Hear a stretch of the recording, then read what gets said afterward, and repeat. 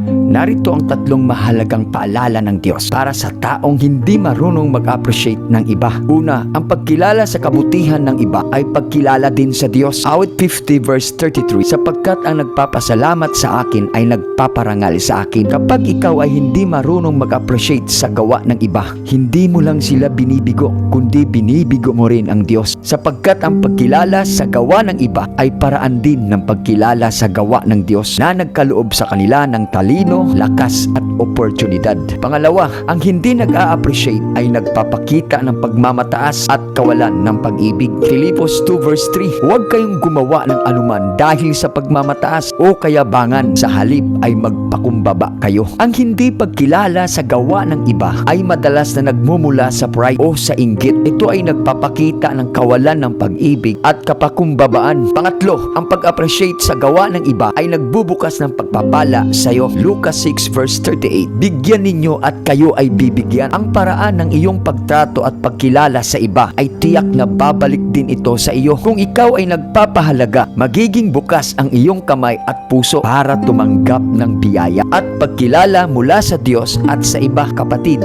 ang pag-appreciate sa gawa ng iba ay hindi lamang tungkol sa pagiging mabait. Ito din ay pagsunod sa utos ng Diyos. At kung magagawa mo ito, dadaig mo ang masama ng mabuti.